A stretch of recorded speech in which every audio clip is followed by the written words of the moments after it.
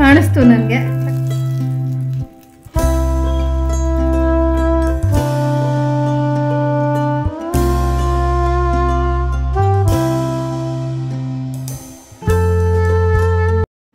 Hi ನಮಸ್ಕಾರ, welcome back to the channel. ನಾವಿವತ್ತು ಬೆಳಗ್ಗೆ ಒಂದು ಸ್ವಲ್ಪ ಕೆಲಸ ಇತ್ತು ಅಂತ ಹೊರಗೆ ಹೊರಟಿದ್ವಿ. ಆವಾಗ ನೋಡಿದ್ರೆ ಇಲ್ಲಿ ಈ ರೀತಿಯಾದ ಅಪ್ಪೆ ಮಿಡಿ ಮತ್ತು ಜೀರಿಗೆ ಮಾವಿನ ಮಿಡಿಯನ್ನು ಸೇಲ್ ಮಾಡ್ತಾಯಿದ್ರು. ಸಾಕಷ್ಟು ಬಾರ್ಗೇನ್ ಮಾಡೋಕ್ಕೆ ಟ್ರೈ ಮಾಡಿದ್ವಿ, ಏನು ಮಾಡಿದ್ರು ಅವರು ಬಿಟ್ಟಿಲ್ಲ. 400 ರೂಪಾಯಿ kg ಅಂತ ಹೇಳಿದರು. ಆದರೂ ಇದು ಬೆಂಗಳೂರಲ್ಲಿ ಸಿಗೋದೇ ಅಪರೂಪ ಅಲ್ವಾ. ನೋಡಿ ಎಕ್ಸೈಟ್ಮೆಂಟು ತಡ್ಕೊಳಕ್ಕಾಗದೆ ನಾನಂತೂ ಒಂದು ಅರ್ಧ ಕಿಲೋ ಆಗೋಷ್ಟು ತೊಗೊಂಡು ಬಂದೇ ಬಿಟ್ಟೆ. ಹಾಗೆ ಇದರಲ್ಲಿ ತೊಟ್ಟು ಸಮೇತ ನಾನು ತೊಗೊಂಡು ಬಂದಿರೋದ್ರಿಂದ ಸಾಕಷ್ಟು ಲಾಸೇ ಆಯಿತು ನನಗೆ. ಒಂದು 5-6 ಮಿಡಿ ವೆಯ್ಟು ಕಡಿಮೆನೇ ಬಂತು. ಸೊ ಅದಷ್ಟು ತೊಗೊಂಡು ವಾಪಸ್ಸು ಮನೆಗೆ ಬಂದಮೇಲೆ ನಾವು ಕರ್ಬೂಜ ಹಣ್ಣಿನ ಜ್ಯೂಸನ್ನು ಮಾಡ್ಕೊಂಡು ಕುಡಿದ್ವಿ. ಸಿಕ್ಕಾಪಟ್ಟೆ ಸೆಕೆ ಅಲ್ವಾ, ಹೊರಗಡೆ ಬಿಸಿಲು ತುಂಬಾ ಅನ್ನಿಸ್ತಾ ಇತ್ತು. ಇದಕ್ಕೇನಿಲ್ಲ, ಕರ್ಬೂಜ ಹಣ್ಣನ್ನು ಬೀಜ ಮತ್ತು ಸಿಪ್ಪೆಯನ್ನು ತೆಗೆದ್ಬಿಟ್ಟು ಅದಕ್ಕೆ ಒಂದು ಸ್ವಲ್ಪ ಬೆಲ್ಲ ಮತ್ತು ಸ್ವಲ್ಪ ಹಾಲನ್ನು ಸೇರಿಸಿ ರುಬ್ಕೊಬಿಟ್ರೆ ರುಚಿ ರುಚಿಯಾದ ಕರ್ಬೂಜ ಹಣ್ಣಿನ ಜ್ಯೂಸು ಕುಡಿಯೋದಕ್ಕೆ ರೆಡಿನೇ ಆಗಿಬಿಡತ್ತೆ. ಈ ಬಿಸಿಲಿಗೆ ತುಂಬ ಚೆನ್ನಾಗಿರುತ್ತೆ. ಹಾಯ್ ನಮಸ್ಕಾರ, welcome back to the channel. ನೋಡಿ, ಇವತ್ತು ನಾನು ಎಷ್ಟು ಖುಷಿಯಾಗಿ ಇವತ್ತು ವ್ಲಾಗನ್ನು ಶುರು ಮಾಡ್ತಿದ್ದೀನಿ ಅಂದರೆ ಇದಕ್ಕೊಂದು ಕಾರಣ ಇದೆ. ನಮಗೆ ಸ್ವಲ್ಪ ಕೆಲಸ ಇತ್ತು ಅಂತ ಹಾಗೆ ಮಾರ್ಕೆಟ್ ಕಡೆ ಹೊರಟಿದ್ವಿ. ಹಾಗೆ ಅಲ್ಲಿ ಏನೋ ಒಂದು ಕಾಣಿಸ್ತು ನನಗೆ. ತಕ್ಷಣ ಬೈಕನ್ನು ಸ್ಟಾಪ್ ಮಾಡಿ ಅದನ್ನು ಖರೀದಿ ಮಾಡ್ಕೊಂಡ್ವಿ. ಸೊ ಸಾಮಾನ್ಯವಾಗಿ ಬೆಂಗಳೂರಲ್ಲಿ ಇದು ಸಿಗೋದು ಅಪರೂಪ, ಬಟ್ ಬೆಂಗಳೂರಲ್ಲೂ ಸಿಕ್ಕಿದ್ದು ನೋಡಿ ನನಗಂತೂ ಫುಲ್ ಖುಷಿ ಆಯಿತು. ಬನ್ನಿ ಇವಾಗ ಜಾಸ್ತಿ ಸಸ್ಪೆನ್ಸ್ ಬೇಡ, ಅದು ಏನು ಸಿಕ್ಕಿದೆ ಅಂತ ನಿಮಗೆ ತೋರಿಸ್ತೀನಿ. ಹಾಗೆ ಇದು ನನಗಂತೂ ಒಂಥರ ಚಿನ್ನ ಸಿಕ್ಕರೂ ಅಷ್ಟು ಖುಷಿ ಆಗಲ್ಲ, ಬಟ್ ಈ ಒಂದು ಐಟಮ್ ಸಿಕ್ಕಿರೋದು ಅಷ್ಟು ಖುಷಿ ಕೊಟ್ಟಿದೆ. ನಿಮಗೂ ಕೂಡ ತೋರಿಸ್ತೀನಿ, ಬನ್ನಿ ಅದೇನು ಅಂತ ಹೇಳಿ. ಸೊ ಇಲ್ಲಿ ನೋಡಿ, ಜೀರಿಗೆ ಮಿಡಿ ಮತ್ತು ಅಪ್ಪೆ ಮಿಡಿ ಎರಡು ಮಿಕ್ಸ್ ತೊಗೊಂಡು ಬಂದಿದ್ದೀನಿ. ಸೊ ನೋಡಿದ್ರಲ್ವ, ನನಗೆ ಸಿಕ್ಕಿರೋ ವಸ್ತು ಏನು ಅಂತಂದರೆ ಜೀರಿಗೆ ಮಿಡಿ ಮತ್ತು ಅಪ್ಪೆ ಮಿಡಿ ಆಗಿ ತೊಗೊಂಡೆ. ಅಪ್ಪೆ ಮಿಡಿ ಮತ್ತು ಜೀರಿಗೆ ಮಿಡಿ ಒಟ್ಟಿಗೆ ಸೇರಿಸಿ ತೊಗೊಂಡಿದ್ದೀನಿ. ಹಾಗೆ ಇದ್ರ ಪ್ರೈಸ್ ಅಂತ ನೀವು ಕೇಳಿದ್ರೆ ಸಿಕ್ಕಾಪಟ್ಟೆ ಕಾಸ್ಟ್ಲಿ ಇದೆ. 400 ರೂಪಾಯಿ kg ಅಂತ ಹೇಳಿದರು. ಮತ್ತು 1 ರೂಪಾಯಿ ಕೂಡ ಕಡಿಮೆ ಕೂಡ ಮಾಡಿಲ್ಲ. ಸೊ ನಾವು ಒಂದು 1/2 ಕಿಲೋ ಅಷ್ಟೇ ತೊಗೊಂಡಿರೋದು. ಜಸ್ಟ್ ನಮಗೆ ಸ್ವಲ್ಪನೇ ಬೇಕು, ಆವಾಗವಾಗ ಅಪರೂಪಕ್ಕೆ ಹಾಕ್ಕೊಂಡು ತಿನ್ನೋಕ್ಕಷ್ಟೇ. ಹಾಗಾಗಿ ಒಂದು ಸ್ವಲ್ಪನೇ ತೊಗೊಂಡಿದ್ದೀನಿ. ಮತ್ತು ನಾನು ಲಾಸ್ಟ್ ಟೈಮು ಅಪ್ಪೆ ಮಿಡಿ ಉಪ್ಪಿನಕಾಯಿ ಅಂತ ಮಾಡಿರೋದು ಲಾಕ್ಡೌನ್ ಟೈಮಲ್ಲಿ, 2ನೇ ಲಾಕ್ಡೌನ್ ಆಗಿತ್ತು ನೋಡಿ, ಕೊರೋನಾ ಟೈಮಲ್ಲಿ. ಆವಾಗ ನಾನು ಹಸ್ಬೆಂಡು ಮಗಳು ಎಲ್ಲರೂ ನಮ್ಮ ಹಸ್ಬೆಂಡ್ ಮನೆಗೆ ಹೋಗ್ಬಿಟ್ಟಿದ್ವಿ. ಫಸ್ಟ್ ಲಾಕ್ಡೌನ್ ಆದಾಗ ಬೆಂಗಳೂರಲ್ಲೇ ಹೆಂಗೋ ಟೈಮ್ ಪಾಸ್ ಮಾಡಿದ್ವಿ. ಆಲ್ಮೋಸ್ಟ್ ಒಂದು 3 ತಿಂಗಳು ಮನೇಲೆ ವಿಧವಾದ ಅಡುಗೆ ಮಾಡ್ಕೊಳ್ಳೋದು, ತಿನ್ನೋದು, ಟಿ ವಿ ನೋಡೋದು, ಸೀರೀಸ್ಗಳನ್ನು ನೋಡೋದು, ಮಲಗೋದು, ಇದೇ ಆರಾಮಾಗಿ ಮಾಡ್ಕೊಂಡಿದ್ವಿ. ಬಟ್ ನೆಕ್ಸ್ಟ್ ಸೆಕೆಂಡ್ ಲಾಕ್ಡೌನ್ ಆದಾಗಲೂ ಕೂಡ ಮತ್ತೆ ಅದೇ ಸೇಮ್ ಪ್ರೊಸೀಜರ್ ರಿಪೀಟ್ ಮಾಡೋದು ಬೇಡ. ಸ್ವಲ್ಪ ಊರ ಕಡೆ ಹೋದರೆ ಹೊರಗಡೆ ತೋಟ, ಹಿಂದ್ಗಡೆ ಹಿತ್ತಲು ಅಂತೆಲ್ಲ ಅಡ್ಡಾಡ್ಕೊಂಡಿರ್ಬೋದಲ್ವ. ಹಾಗಾಗಿ ಮತ್ತು ಮಗಳಿಗೂ ಸುಮ್ಮನೆ ಮನೆ ಒಳಗೆ ಕೂಡ ಹಾಕ್ದಂಗೆ ಆಗತ್ತೆ ಅಂತ ಹೇಳಿ ಸೆಕೆಂಡ್ ಲಾಕ್ಡೌನಲ್ಲಿ ನಾವು ಊರಿಗೆ ಹೋಗಿದ್ವಿ. ಸೊ ಆವಾಗ ಸಿಕ್ಕಾಪಟ್ಟೆ ಹೊಸ ಹೊಸ ಅಡ್ವೆಂಚರ್ಸ್ ಎಲ್ಲ ಮಾಡಿದ್ವಿ ನಾವು. ಅಪ್ಪೆ ಮಿಡಿ ಉಪ್ಪಿನಕಾಯಿ, ಆಮೇಲೆ ಮಾವಿನಕಾಯಿ, ಕಡ್ಗಾಯಿ ಮಾವಿನಕಾಯಿ ಸಿಗತ್ತಲ್ಲ ಅದ್ರ ಉಪ್ಪಿನಕಾಯಿ, ಆಮೇಲೆ ಕವಳಿಕಾಯಿ. ಅಲ್ಲೆಲ್ಲ ಸುತ್ತಲೂ ಸಾಕಷ್ಟು ಮಟ್ಟಿಗಳೆಲ್ಲ ಇರುತ್ತೆ. ಮಟ್ಟಿಗಳಿಗೆ ಹೋದರೆ ಅಲ್ಲಿಂದ ಕವಳಿಕಾಯಿ ಬಂದ್ಕೊಂಡು ಕವಳಿಕಾಯಿ ಉಪ್ಪಿನಕಾಯಿ ಮಾಡಿದ್ವಿ. ಹಾಗೆ ಸ್ಟಾರ್ ಫ್ರೂಟಿನ ಜ್ಯೂಸ್ ಮಾಡಿದ್ವಿ. ಸೊ ಅಲ್ಲಿ ಸುತ್ತಮುತ್ತಲು ನಮಗೆ ಲೋಕಲ್ ಆಗಿ ಏನೇನು ಸಿಗತ್ತಲ್ವ, ಯಾವ ಐಟಮನ್ನು ಬಿಟ್ಟಿಲ್ಲ. V enjoy thoroughly. ಅಲ್ಲೊಂದು ಸುಮಾರು 1-1.5 ತಿಂಗಳ ಇದ್ವಿ. ಇದ್ದಷ್ಟು ಕಾಲನೂ ಫುಲ್ ಎಂಜಾಯ್ಮೆಂಟು. ಪ್ರತಿದಿನವೂ ಏನಾದರೂ ಒಂದು ಅಡುಗೆ, ಮಾವಿನಕಾಯ್ದು, ಕವಳಿಕಾಯ್ದು, ಈ ರೀತಿ ಹುಳಿ ಐಟಮ್ಮು ಸಿಗೋ ಕಾಲ. ಮೇದಲ್ಲಿ ನಾವು ಹೋಗಿದ್ದು, ಆಲ್ಮೋಸ್ಟ್ ಒಂದು ಏಪ್ರಿಲ್ ಮಿಡ್ ಮೇದಲ್ಲಿ ಫುಲ್ಲು ಅಲ್ಲಿದ್ವಿ. ಸೊ ಎಂಜಾಯ್ ಮಾಡಿದ್ವಿ.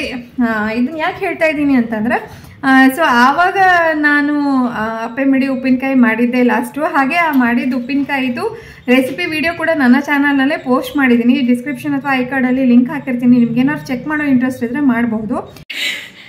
ಸೊ ಆವತ್ತು ನಾವು ಊಟಕ್ಕೆ ಕೂತಿದ್ವಿ. ಅಷ್ಟೊತ್ತಿಗೆ 2 ಹುಡುಗರು ಅಪ್ಪೆ ಮಿಡಿಯನ್ನು ಮಾರ್ಕೋತಾ ಬಂದರು. ಸೊ ನಾವು ಹೊರಗೆ ಬಂದು ನೋಡಿದಾಗ ಚೆನ್ನಾಗೇ ಇತ್ತು, ಸ್ವಲ್ಪ ದೊಡ್ಡ ದೊಡ್ಡ ಸೈಜ್ ಆಗಿ ಚೆನ್ನಾಗಿತ್ತು. ನೋಡೋಣ ಅಂತ ಒಂದು 100 ಮಿಡಿ ತೊಗೊಂಡಿದ್ವಿ. ಸೊ ಅದನ್ನೇ ನಾವು ಉಪ್ಪಿನಕಾಯಿ ಕೂಡ ಮಾಡಿದ್ವಿ. ಹಾಗೆ ಸುಮಾರು ಕಾಲ ಅದನ್ನು ಯೂಸ್ ಮಾಡೋಕ್ಕೂ ಆಯಿತು. ಸೊ ಅದ್ರ ವಿಡಿಯೋ ಮಾಡಿದ್ದೀನಿ. ಡಿಸ್ಕ್ರಿಪ್ಷನ್ ಅಥವಾ ಐ ಕಾರ್ಡಲ್ಲಿ ಲಿಂಕನ್ನು ಕೊಟ್ಟಿರ್ತೀನಿ. ಸೊ ಇವತ್ತು ತಂದಿರುವಂಥ ಮಾವಿನ ಮಿಡಿಗಳನ್ನು ನಾನು ಇವಾಗ ಉಪ್ಪಲ್ಲಿ ನೆನೆ ಹಾಕಿ ಇಡ್ತೀನಿ. ಸದ್ಯದಲ್ಲೇ ಊರಿಗೂ ಕೂಡ ಹೋಗೋದಿದೆ. ಹಾಗಾಗಿ ಉಪ್ಪಿನಕಾಯಿ ಇವಾಗ ಸದ್ಯ ಮಾಡೋಕ್ಕೆ ಹೋಗಲ್ಲ, ಜಸ್ಟ್ ಉಪ್ಪಲ್ಲಿ ನೆನೆ ಹಾಕಿ ಹೋಗಿರ್ತೀನಿ. ಬರೋ ತನಕ ಅದು ಮಾವಿನ ಮಿಡಿ ಎಲ್ಲ ಚೆನ್ನಾಗಿ ಚಟ್ಟಿರುತ್ತೆ, ಉಪ್ಪಿನಕಾಯಿಗೆ ರೆಡಿಯಾಗಿರುತ್ತೆ. ಸೊ ಬನ್ನಿ ಇವತ್ತು ನಾನು ಚಟ್ ಹಾಕೋ ಪ್ರೋಸೆಸ್ಸನ್ನು ನಿಮ್ಮ ಜೊತೆ ಕೂಡ ಶೇರ್ ಮಾಡ್ತೀನಿ. ಹಾಗೆ ಉಪ್ಪಿನಕಾಯಿ ಯಾವಾಗ ಮಾಡ್ತೀನಲ್ವ ಆವತ್ತು ಆ ವ್ಲಾಗನ್ನು ಕೂಡ ಪೋಸ್ಟ್ ಮಾಡ್ತೀನಿ. So stay tuned. ಉಪ್ಪಿನಕಾಯಿ ಅಂದ ಕೂಡಲೇ ನನಗೆ ಇನ್ನೊಂದು ಜ್ಞಾಪಕಕ್ಕೆ ಬಂತು. ನಾವು ಚಿಕ್ಕವರಿದ್ದಾಗ ಅಜ್ಜನ ಮನೆಗೆ ಹೋಗ್ತಿದ್ವಲ್ಲ, ಅಲ್ಲಿ ಮೆತ್ತಿಲಿ ಕಲ್ಬಾನಿ ಒಳಗೆ ಫುಲ್ ಮಾವಿನ ಮಿಡಿಯನ್ನು ಚಟ್ ಹಾಕಿ ಇಡ್ತಿದ್ರು. ಅಜ್ಜನ ಮನೆಯಲ್ಲಿ ಸಾಮಾನ್ಯವಾಗಿ ಬೇಸಿಗೆ ಟೈಮಲ್ಲಿ 1,000 1,500 ಮಿಡಿಗಳನ್ನು ಒಟ್ಟಿಗೆ ತಗೊಂಡು ನಂತರ ಅದನ್ನು ಉಪ್ಪು ನೀರಲ್ಲಿ ಚಟ್ ಹಾಕಿ ಇಡ್ತಿದ್ರು. ಆಮೇಲೆ ತಮಗೆ ಯಾವಾಗ ಬೇಕೋ ಆವಾಗ ಸ್ವಲ್ಪನೇ ಮಾವಿನ ಮಿಡಿಗಳನ್ನು ಕೆಳಗೆ ಇಳಿಸ್ಕೊಂಡು ಬಂದು ನಂತರ ಅದಕ್ಕೆ ಖಾರ ಮತ್ತು ಸಾಸಿವೆ, ಇಂಗಿನ ಒಗ್ಗರಣೆ ಇದನ್ನೆಲ್ಲ ಮಾಡಿಕೊಂಡು ಡೈಲಿ ಯೂಸ್ಗೆ ಬಳಸ್ತಿದ್ರು. ಆದರೆ ಅಲ್ಲಿ ಮೆತ್ತಿಯಲ್ಲಿ ಏನು ಕಲ್ಬಾನಿಯಲ್ಲಿ ಒಂದು ತೆಳುವಾದ ಪಂಚೆ ಬಟ್ಟೆ ಬರುತ್ತಲ್ಲ, ಪಂಚೆ ಬಟ್ಟೆಯನ್ನು ಹೀಗೆ ಮುಚ್ಚಿ ಇಡ್ತಿದ್ರು. ಅದನ್ನು ತೆಕ್ಕೊಂಡು ನಾವು ಮೊಮ್ಮಕ್ಕಳೆಲ್ಲ ಹೋಗಿ ಅಲ್ಲಿ ಮಾವಿನ ಮಿಡಿಗಳನ್ನು ಕದ್ದು ತಿಂತಿದ್ವಿ. ಕೆಳಗಿರೋ ಉಪ್ಪಿನಕಾಯಿ ಅದು ಸ್ವಲ್ಪ ಖಾರ ಇರ್ತಿದ್ವಲ್ಲ, ಖಾರ ಪುಡಿ ಎಲ್ಲ ಹಾಕಿ ಮಸಾಲೆ ಎಲ್ಲ ಹಾಕಿ ಖಾರವಾಗಿ ಮಾಡಿರ್ತಿದ್ರು. ಸೊ ಈ ಅಪ್ಪೆ ಮಿಡಿ ಉಪ್ಪಿನಕಾಯಿ ಹೇಳೋದು it is not just an ಉಪ್ಪಿನಕಾಯಿ, ಇಟ್ ಈಸ್ ಅನ್ ಇಮೋಷನ್ ಅಂತ ಹೇಳೋಕ್ಕೆ ಇದನ್ನೆಲ್ಲ ಹೇಳಬೇಕಾಯ್ತು ನಾನು. ಸಾಕು, ಇವಾಗ ಮಾತಾಡಿದ್ದು ಜಾಸ್ತಿ ಆಯಿತು. ಇವಾಗ ಬನ್ನಿ ಅದನ್ನು ಚಟ್ ಹಾಕೋಣ. ಆಮೇಲೆ ನಾನು ಊರಿಂದ ಯಾವಾಗ ವಾಪಸ್ ಬರ್ತೀನಲ್ಲ ಆವಾಗ ಉಪ್ಪಿನಕಾಯಿ ಮಾಡ್ತೀನಿ. ಅದರ ವಿಡಿಯೋ ಕೂಡ ನಿಮ್ಮ ಜೊತೆ ಶೇರ್ ಮಾಡ್ತೀನಿ. ಮಧ್ಯಾಹ್ನದ ಅಡುಗೆಗೆ ಸಿಂಪಲ್ ಆಗಿ ಒಂದು ಮರಿಗೆ ಗೊಜ್ಜು ಅಂತ ಹೇಳ್ತಾರೆ ನಮ್ಮ ಕಡೆ, ಅದನ್ನು ಮಾಡೋಣ ಅಂತ ಹೊರಟೆ. ಒಂದು ಒಗ್ಗರಣೆ ಸೌಟ್ನಲ್ಲಿ ಒಂದು 3ರಿಂದ 4 ಹಸಿರು ಮೆಣಸಿನ್ಕಾಯಿಯನ್ನು ತೊಗೊಂಡಿದ್ದೀನಿ. ನಮಗೆ ಸ್ವಲ್ಪ ಖಾರ ಜಾಸ್ತಿನೇ ಬೇಕು. ಹಾಗೆ ಈ ಮೆಣಸಲ್ಲಿ ಒಂಚೂರು ಖಾರ ಇರಲಿಲ್ಲ, ಹಾಗಾಗಿ 3 ಮೆಣಸನ್ನು ತೊಗೊಂಡಿದ್ದೀನಿ. ನೀವು ಬೇಕಾದರೆ ಕಡಿಮೆ ಕೂಡ ಹಾಕ್ಕೊಳ್ಬೋದು. ಇದೊಂದು ಸ್ವಲ್ಪ ಬಾಡೋ ತನಕ ಫ್ರೈ ಮಾಡ್ಕೊಳ್ತಾ ಇದ್ದೀನಿ. ಹಾಗೆ ಒಂದು ಚೂರು ಎಣ್ಣೆಯನ್ನು ಕೂಡ ಹಾಕ್ಕೊಂಡಿದ್ದೆ ಮುಂಚೆನೇ. ಈಗ ಇದನ್ನು ಒಂದು ಕುಟ್ಟಣಿಗೆ ಟ್ರಾನ್ಸ್ಫರ್ ಮಾಡ್ಕೊಳ್ತಾ ಇದ್ದೀನಿ. ಅದಾದಮೇಲೆ ಒಂದು 10-12 ಎಸಳಾಗುವಷ್ಟು ಬೆಳ್ಳುಳ್ಳಿಯನ್ನು ಹಾಕ್ಕೊಂಡು ಅದು ಕೂಡ ಸ್ವಲ್ಪ ಬಾಡಬೇಕು. ಆ ರೀತಿಯಾಗಿ ಅದನ್ನು ಚೆನ್ನಾಗಿ ಹುರಿದ್ಬಿಟ್ಟು ನಂತರ ಅದನ್ನು ಕೂಡ ಕುಟ್ಟಣಿಗೆ ಟ್ರಾನ್ಸ್ಫರ್ ಮಾಡಿಕೊಂಡೆ.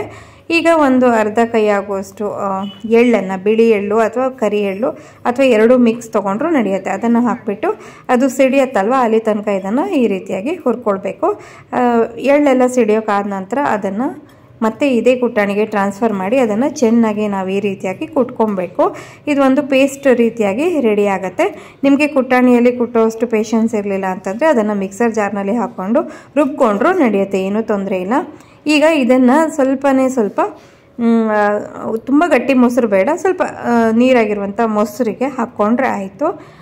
ತುಂಬಾ ಟೇಸ್ಟಿಯಾಗಿ ಇರುತ್ತೆ ಮತ್ತು ಫಾಸ್ಟಾಗಿ ಕೂಡ ಆಗುತ್ತೆ. ಮತ್ತು ಈ ರೀತಿಯಾಗಿ ಎಷ್ಟೋ ಜನ ಮೊಸರು ತಿನ್ನೋದಕ್ಕೆ ಇಷ್ಟಪಡಲ್ವಲ್ಲ, ಬರೀ ಮೊಸರು. ಈ ರೀತಿಯಾಗಿ ಅಡುಗೆಗೆ ಅದನ್ನು ಬಳಸಿದಾಗ ಮೊಸರು ಕೂಡ ಹೊಟ್ಟೆಗೆ ಹೋದಾಗುತ್ತೆ. ರುಚಿಗೆ ತಕ್ಕಷ್ಟು ಉಪ್ಪನ್ನು ಕೂಡ ನಾನು ಸೇರಿಸ್ಕೊಂಡೆ. ಈಗ ಇದು ತಿನ್ನೋದಕ್ಕೆ ರೆಡಿ ಇದೆ. ಬಿಸಿ ಅನ್ನ ಜೊತೆ ಹಾಕ್ಕೊಂಡು ತಿಂತಾಯಿದ್ರೆ ಎಷ್ಟು ಅನ್ನ ತಿಂದ್ವಿ ಅಂತಲೇ ಗೊತ್ತಾಗಲ್ಲ. ಯಾವತ್ತಾದರೂ ನಾಲ್ಗೆ ರುಚಿ ಕೆಟ್ಟಾಗ ಈ ರೀತಿಯಾಗಿ ತುಂಬಾ ಖಾರವಾಗಿ ಮಾಡ್ಕೊಂಡು ತಿಂದಾಗ ಸಖತ್ತಾಗಿರುತ್ತೆ. ಟ್ರೈ ಮಾಡಿ ಯಾವಾಗಾದರೂ ನೀವು. ಇದೆಲ್ಲ ಆದಮೇಲೆ ಇವತ್ತು ಸಂಜೆ ಒಂದು ಫಂಕ್ಷನನ್ನು ಅಟೆಂಡ್ ಮಾಡೋದಿತ್ತು. ಹಾಗಾಗಿ ನಾನು, ಮಗಳು, ಹಸ್ಬೆಂಡು ಎಲ್ಲರೂ ಹೊರಟಿದ್ದೀವಿ. ಇವತ್ತು ರಾತ್ರಿನ ಊಟ ನಮಗೆ ಅಲ್ಲೇ ಆಗೋದಿತ್ತು. ಹಾಗಾಗಿ ಮಧ್ಯಾಹ್ನಕ್ಕೆ ಸಿಂಪಲ್ಲಾಗಿ ಒಂದು ಅಡುಗೆ ಮಾಡ್ಕೊಂಡಿದ್ದೆ ಅಷ್ಟೇ. ಇಲ್ಲಿ ಫಂಕ್ಷನ್ ಎಲ್ಲ ಅಟೆಂಡ್ ಮಾಡಿ ಆಮೇಲೆ ವಾಪಸ್ಸು ಮನೆಗೆ ಬಂದ್ವಿ. ಹೀಗಿತ್ತು ಇವತ್ತಿನ ದಿನ. ತುಂಬಾ ಆರಾಮಾಗಿ ಕಳೆದ್ವಿ ಅಂತಲೇ ಹೇಳಬಹುದು. ಸೊ ಇಲ್ಲಿ ಮದುವೆ ಎಲ್ಲ ಸಿಕ್ಕಾಪಟ್ಟೆ ಗ್ರ್ಯಾಂಡಾಗಿ ಮಾಡಿದರು. ನಾನು ಇಷ್ಟು ಗ್ರ್ಯಾಂಡಾಗಿರುವಂಥ ಮದುವೆ ಇದೇ ಫಸ್ಟ್ ಟೈಮ್ ನೋಡಿರೋದು ಅಂತ ಹೇಳ್ಬೋದು. ಸಿಕ್ಕಾಪಟ್ಟೆ ಚೆನ್ನಾಗಿತ್ತು. ಈ ಮದುವೆ ಎಲ್ಲ ಅಟೆಂಡ್ ಮಾಡಿದ್ದಾಯಿತು. ಅಲ್ಲಿ ಊಟ ಎಲ್ಲ ಮಾಡಿಕೊಂಡು ವಾಪಸ್ ಮನೆಗೆ ಬಂದ್ವಿ. ಮನೆಗೆ ಬಂದ ನಂತರ ನಾನು ಈ ಮಾವಿನ ಮಿಡಿ ಏನಂತ ತಂದಿದ್ನಲ್ಲ ಅದನ್ನು ಕ್ಲೀನಾಗಿ ತೊಳೆದು ಉಪ್ಪಲ್ಲಿ ಹಾಕಿಡೋಣ ಅಂತ ಬಂದೆ. ಸೊ ಇದೊಂದು ಮಾಡಿದ್ರೆ ಆಯಿತು, ನೆಕ್ಸ್ಟ್ ಇನ್ನೇನು ಕೆಲಸ ಎಲ್ಲ ಮಾಡ್ಕೊಳ್ಳೋದೆ ಅಂಥೇಳಿ ಪ್ಲ್ಯಾನ್ ಇತ್ತು. ಹಾಗಾಗಿ ಇಲ್ಲಿ ನಾನು ಮಾವಿನ ಮಿಡಿಯನ್ನೆಲ್ಲ ನೀಟಾಗಿ ಇವಾಗ ತೊಳೆದು ಅದನ್ನು ಒರೆಸ್ಬಿಟ್ಟು ಇಟ್ಕೊಳ್ತಾ ಇದ್ದೀನಿ. ಒಂದು ಕಾಟನ್ ಬಟ್ಟೆ ತೊಗೊಳ್ಬೇಕು ಇದನ್ನು ಇಡೋದಕ್ಕೆ. ಯೂಶ್ವಲಿ ಪಂಚೆ ಮೇಲೆ ಇಟ್ಟರೆ ಒಳ್ಳೆಯದು. ನನ್ನ ಹತ್ರ ಪಂಚೆ ಇರಲಿಲ್ಲ, ಹಾಗಾಗಿ ಇದೊಂದು ಕಾಟನ್ ಹಳೆ ಕುರ್ತಿ ಇದೆ. ಸೊ ಇದ್ರ ಮೇಲೆ ನಾನಿವಾಗ ಈ ಮಾವಿನ ಮಿಡಿಯನ್ನೆಲ್ಲ ಹರಗಿ ಇಡ್ತಾ ಇದ್ದೀನಿ. ಮಾವಿನ ಮಿಡಿ ನೀರೆಲ್ಲ ಸ್ವಲ್ಪ ಆರಿದ ನಂತರ ಅದನ್ನು ನಾವು ನೆಕ್ಸ್ಟು ಉಪ್ಪಿನಲ್ಲಿ ಹಾಕೋಕ್ಕೆ ಯೂಸ್ ಮಾಡಬೇಕು. ಒಂದು ಸ್ವಲ್ಪನೂ ನೀರಿನ ಅಂಶ ಇರಬಾರ್ದು. ನೋಡಿ ಇವಾಗ ತೊಟ್ಟೆಲ್ಲ ತೆಗೆದ ಮೇಲೆ ಕೇವಲ ಒಂದು 38-40 ಮಿಡಿ ಸಿಕ್ತು ನನಗಷ್ಟೇ.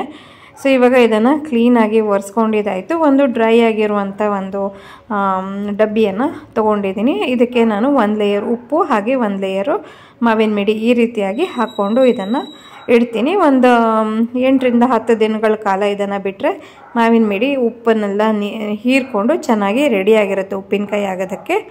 ಸೊ ಇವತ್ತಿನ ವಿಡಿಯೋ ಇಷ್ಟ ಆಗಿತ್ತು. ಇವತ್ತಿನ ವಿಡಿಯೋ ನಿಮ್ಗೆಲ್ರಿಗೂ ಇಷ್ಟ ಆಯಿತು ಅಂತ ನಾನು ಭಾವಿಸ್ತೀನಿ. ಇಷ್ಟ ಆಗಿದ್ದಲ್ಲಿ ಪ್ಲೀಸ್ ಒಂದು ಲೈಕ್ ಕೊಡಿ.